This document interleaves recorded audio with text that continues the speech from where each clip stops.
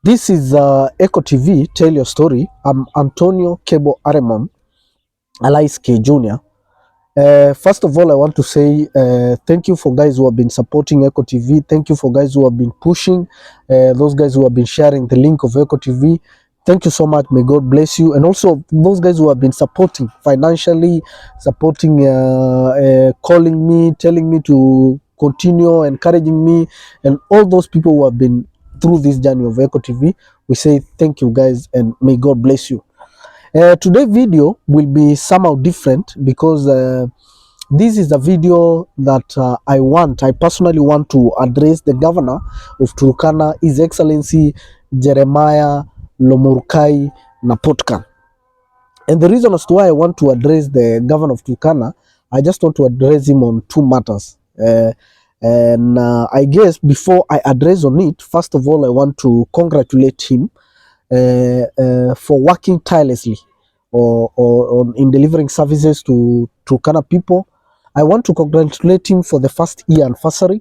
I think he have stayed in the office for around 1 year right now, and we want to say congrats for the job he have done. And I think everyone here in Turkana have seen the small part Jeremiah have done. This guy have tried to fight hunger by also trying to bring this distribution of food, try to call out a lot of stakeholders, a lot of things that have happened. This guy have tried his best to make sure that the service delivery is being done in Turkana. And so I want to say congratulations for the first anniversary. Straight to the point. The reason as to why, Mr. Governor, I want to address you today, it is basically on two things. And the first thing, it is an agenda of the cultural festival that is coming, that is Tobong Lore. The reason as to why I've tried to I've decided to do this video, it is because at some point I may not get a chance to reach you because you may be busy on your issues, maybe handling some issues of the county and a lot of other engagements that may lead us not to meet. But because I feel the power of media, and also I feel the power of Echo TV, I feel the power of friends and those people who can get this link and share to you, and also for you to get the message, I have decided to address these issues onto online, using the online media, and that is the reason I'm here. The first issue, as I've told you, it is the issue of Tobong Lore, the issue of cultural festival. I think Tobong Lore is coming, and definitely Tobong Lore is a cultural event that was brought by devolution. I think the first time Turkana County now became devolved, it became a county. That is the time this event came, this Tobong Lore came, and this is when we decided to celebrate the culture. And it's not even in this county alone that we are celebrating the culture. Other tribes also, Baluya, the Kisumu people, the Luo, and those other people in the whole country usually celebrate their culture. So it's not bad to celebrate the culture. We support Tobong Lore 100%. But there is something that I need us to brainstorm mostly, and that is the reason as to why I'm recording this video, because I want you as the governor of Turkana to consider this. I saw the budget of Tobong Lore. The budget of Tobong Lore is around 30 million Kenya shillings, and this is a huge budget. It's not even we cannot say it's a small budget. It's a huge budget for this event, and it's cool. And now, because we know that there is a lot of issues, there is a lot of preparation, there is a lot of things that are being done in this event, we cannot be against the budget. The budget is just okay. We are not saying the budget is bad, but I wanted to address on the issue of marketing and the issue of advertising of Tobong Lore. Because since devolution, or since the first time of this event of Tobong Lore, since the first Tobong Lore till this is as it continues, there is this criteria, or there is this behavior, or the county government of Turkana, the ministry concerned with the planning of Tobong Lore, they usually take a lot of money to pay for marketing for the mainstream. When I say they usually give a lot of money, I mean a lot of money, because I once heard that the ministry that are concerned in preparing of Tobonglore usually spend like 2 to 3 million in advertising and marketing of Tobonglore. And which are these mainstream that are being paid this money? It is they are mainstream from Nairobi. That is to say, the NTV, the Citizen, the TV47, and those are the mainstreams. But the question is, the reason as to why I'm so hurt, it is because why should we be spending our money taking to mainstream? Why should we be spending our money taking to those media, those big media in Nairobi, yet the largest percentage of our people, the largest percentage of the largest percentage of Turkana people even don't watch TVs. The largest percentage of people in Turkana nowadays use phones to streamline, to get news, they see things on WhatsApp, they see things on Instagram, they see things on Twitter, and even so much the Raya people, maybe some of them may have phones, maybe they see things on YouTube. Maybe. Why should we take our money to go and advertise for this cultural event that belongs to us? We take this money to mainstream. The reason I'm saying this, because some of us have been volunteering, doing your job, Governor. We have been in your events. I personally have been in your events. I've covered a lot of your events without any payment. I've covered a lot of your activities without being paid anything. And I feel like this is also the time for me to be appreciated. When such kind of an event is there, the Tobonglore event, I am supposed to be given the portion of adverts, because the people who are viewing this channel of mine, the people who are viewing Eco TV, these are people from Turkana. These are people who voted for you. These are people who voted for this government.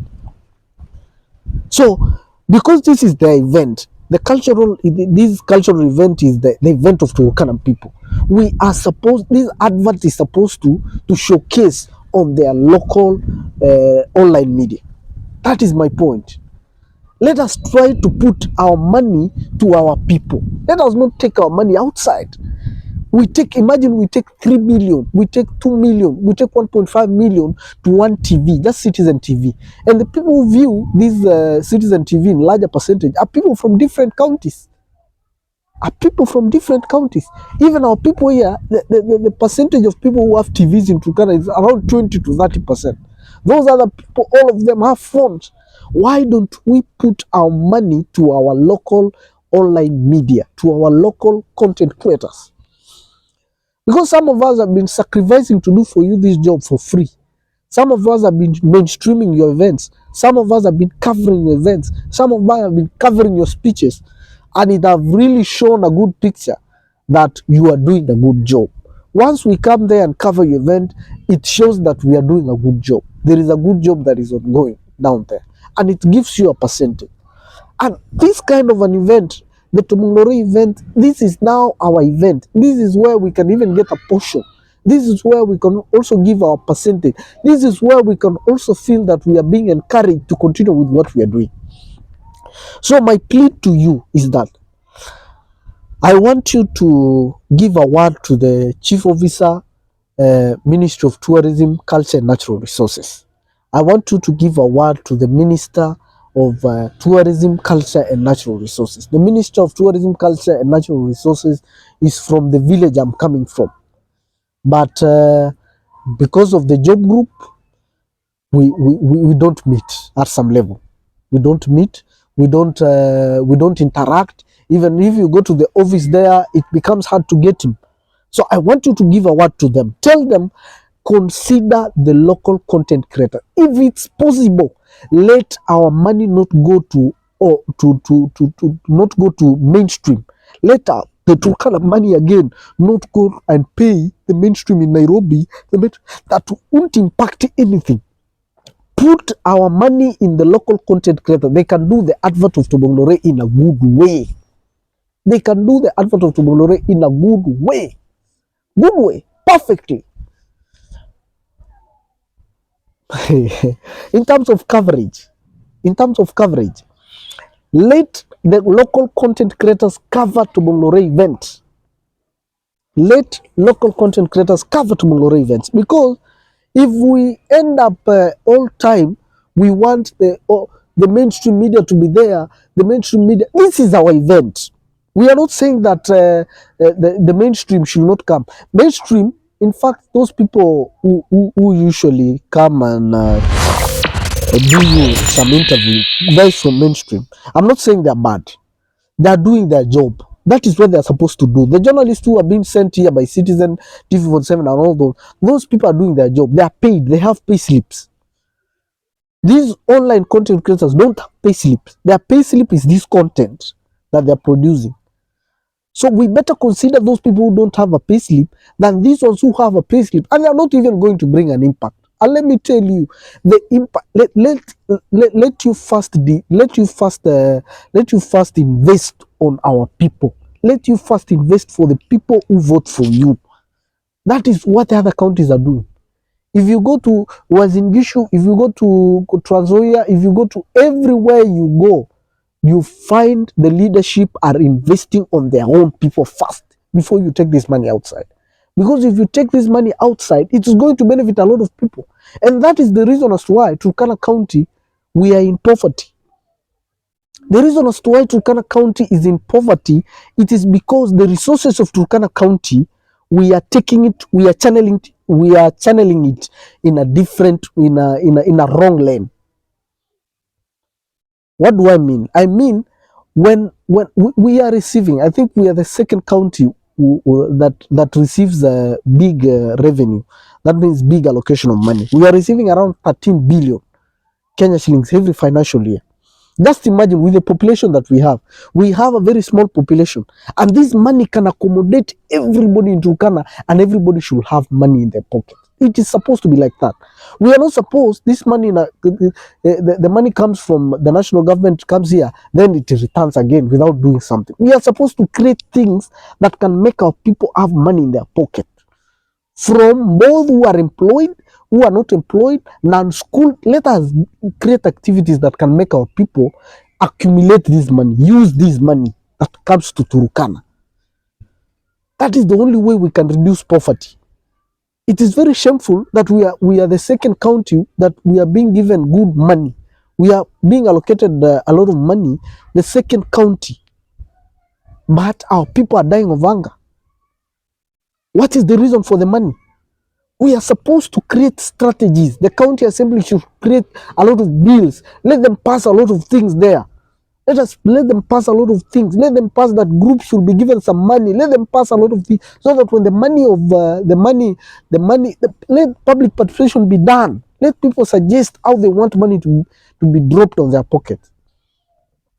Then county assembly to pass it. It becomes a law. When the money comes, it goes and helps the Turkana people. That is how we want to take this Turkana. So that is the first thing. I want to, His Excellency the Governor, to consider the online content creators. Some of us have done the job for you. We have done a lot of job for you. And it's time for us also to benefit from this Tobonglore. We want to be included in this Tobonglore. We want to participate in the marketing of Tobonglore. We want also to test these millions of money that other people are testing. We cannot be beggars every time. We are begging every time. The online content creators need you, Governor Jeremiah Lomorukai. The online content creators need you. We need you to empower them. We need to be included in the marketing of Tobonglore. We also need to test these millions of money that other people have and others that don't have. The problem with Turkana, the same people are accumulating millions of money. Some small individuals are accumulating millions of money, and others are hungry. Others don't have even a shilling. All this money that is being allocated to Turkana County, some people are holding billions of money, and Turkanas are suffering. We are supposed to create things that will help our people. Everybody who is doing something, everybody who is pushing himself, to make something go everything go fine. I want to address on the second issue before I close, huh? And the issue is concerning the youths of Turkana. The people who usually fight politicians are youths. The people who usually bring chaos are youths. The people who can diminish your leadership are youths. The people who are also underrated in a lot of societies are youths. The people who are beggars mostly are youths. Even the elderly people are not beggars. Let me tell you, some of us are capable. You know, the problem with this society of ours, at some point, young people are being degraded to a point that they feel that they cannot influence anything in the society. I'm telling you, we have very young people in the society who have big influence.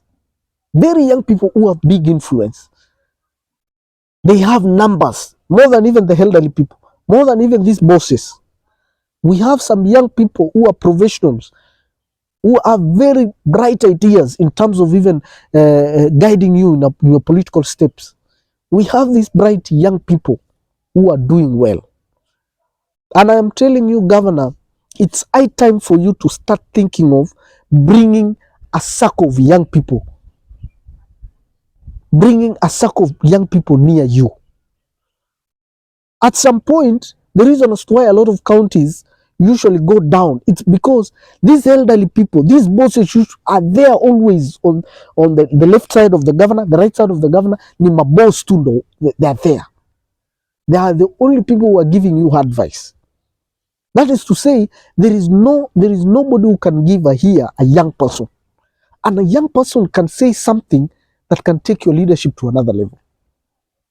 I am telling you, a young person can give you advice that can take. We are not saying all young people are bright, but we have young people in the society who are very good in terms of ideas, in terms of building a politician, in terms of taking a brand from one level to another level. And they are very potential in the society. They have numbers. Yes, I'm saying this because I know some of the young people who are very influential in the society. And I'm also turning to be one of them. I cannot brag, but I'm turning because I have numbers. I have people I've influenced in the society. I have people who know me well, who know my capability. And that is the reason as to why when some bosses realize that this guy is so potential, they freeze you up. They don't want you to be known in the society. They don't want leaders to know you. They don't want opportunities to come on your side. It is because they don't like young people to come up. This is my advice to you. Try to bring young people in your circle. Young people can bring a big change on you. And this is also to other leaders. Let you reduce these people with cars, reduce these people with houses in Nairobi, reduce these people with a lot of money in their banks. Bring young people, reduce these people with mansions. Leaders of Turkana, reduce people with mansions, reduce bosses in your circle. Try to bring young people in your circle. They can take your leadership to another level. I'm telling you, because these are the same people who can influence the society. These are same people who can influence you online. These are same people, but most in the discussion, in the decision making, young people are not included. Young people are not included. There are only few politicians who are not in leadership who believe in young people. There are only few politicians who are not in leadership who believe in young people. Remove these bosses. A lot of you find every leadership that comes, every governor that comes, every MP that comes, it is only those guys with those people with the bosses only, the elderly only. That we can say something, we can influence. These people don't even have the energy to influence. They don't have even they don't have influence. And so we are urging the leadership, especially the leadership of Jeremiah Lomorukai. We are urging you to find a way you can get bright people, bright professionals from the society and put them close. Put them close. I know we have young people who cannot influence. They are but the people you see, the people you have taken your survey and you have seen this is somebody who can impact the society. This is somebody who wants to change the society. Kindly bring them close. So those are my 2 requests. I want to repeat to you. My first request is online content creators. Online content creators. I'm the CEO of Echo TV, and I have people behind me. I have my directors. I have people who work with me, and all these people usually depend on me, depend on this content that we are creating, depend on the stories that we come up with. That is what brings food on their table. We don't have pay slips. We don't have pay slips, but we depend on the small thing we are getting. So when this kind of opportunity comes, the Tobongoro opportunity, we are urging to be included so that we work on some parts of Tobongore. We work on some parts of. We also want to come there with the gadgets we have. We don't care. Some of us usually you shoot this content with a phone. We want to be included. We want to be part of Tobongore. And number 2, it's youth. As youth of this country, kindly think of bringing you young people. Think of bringing young ideas onto your circle, onto your government, and I hope that everything will be fine. I hope this message will get you fine. I hope this message will get you and you will try to change something out of this message. I am urging the government of Napotkan, I'm urging the government of your government to work and continue delivering services to Turkana people. And for those who have not yet subscribed to Echo TV, make sure you subscribe to Echo TV. Meet you in the next video.